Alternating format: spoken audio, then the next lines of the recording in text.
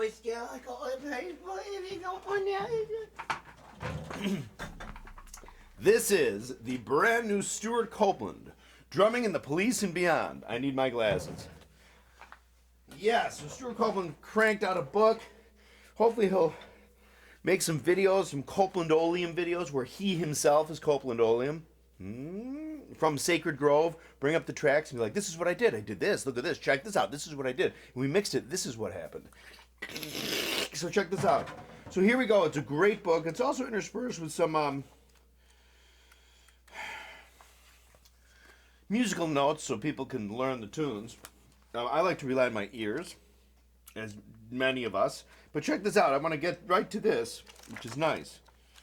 Just like a lot of we diehard Copeland fans did realize from some photographs that Copeland did indeed have the chrome over brass pearl snare, but as well as its steel counterpart. And because some of us crazy diehard Copeland fans could see that in photographs.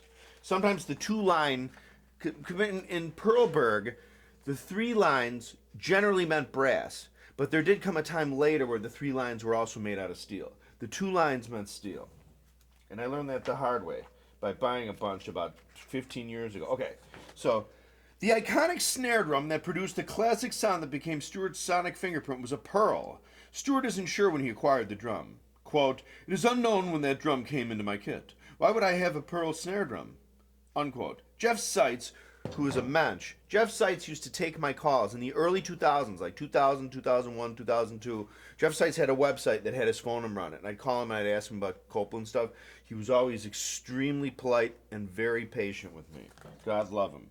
It is unknown when that drum came. Jeff Seitz, after doing some research, has concluded it was acquired in the summer of 1979. There were actually two pearl drums. One chrome over brass and one chrome over steel. At first, the drums were used interchangeably. It wasn't until the Synchronicity tour that the sound engineer picked the chrome over brass as the one with the brighter crack and larger decibel range. On the album recording, Seitz, it is Jeff Seitz, like the construction site, Seitz. On the album recording, Seitz believes both drums are heard on different tracks. Stewart cracked the original flange batter hoops on the drums, so Jeff replaced them with die-cast Tama hoops. You know what? I'm telling you, I don't mean to blow my own horn, but me and some other diehard Bonhamites called this thing a pearl drum well before it was ever called by Stewart himself as a pearl drum. You know why? Because we're diehard fanatics of all things Bonham, Copeland, and all kinds of other stuff. But you know why? Because it's cool as hell. You know what I mean? Copeland. Here's the thing about Copeland.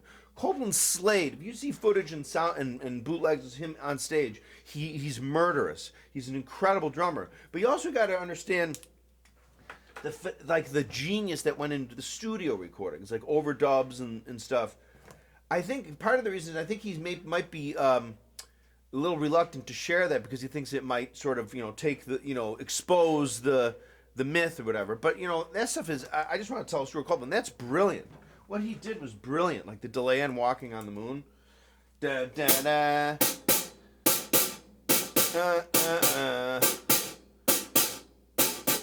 Wait, what are you doing? Oh yeah. Hang on. Gosh darn it! This always happens to me.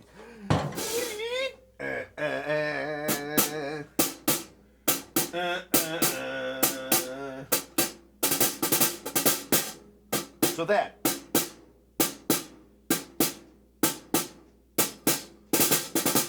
translates into da da da.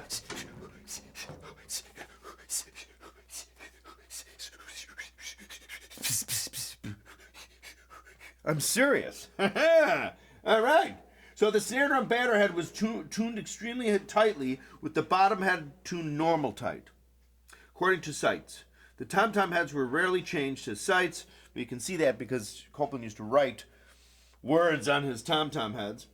They were Remo Emperors, and they took the beating. Anyway, so you got to get this book. It's Stewart Copeland, Drumming in the Police and Beyond, by Joe Bergamini. God, I'm sorry, I just butchered your name, Joe. Hudson Music. So this just came out. I have the signed copy. I got an advance order, so you got to get your hands on this. Stewart Copeland, God love you for putting this out. And Jeff Seitz, God love you. So there's some cool stuff in here about when they were recording and stuff. If I ever get Stewart Copeland, because I remember I want to do the interview stuff on my channel here. I'd love to get Stewart Copeland. Okay, but I got a lead on some pretty famous drummers. Anyway, this is just a quick video. I'm going to make more videos. I got the family's home, so I can't really play my Ludwig New Sonic right now. But remember, my email address is bonzolium@gmail.com. Bonzolium@gmail.com. More videos coming very soon. Have a good weekend. And it has a certificate of authenticity.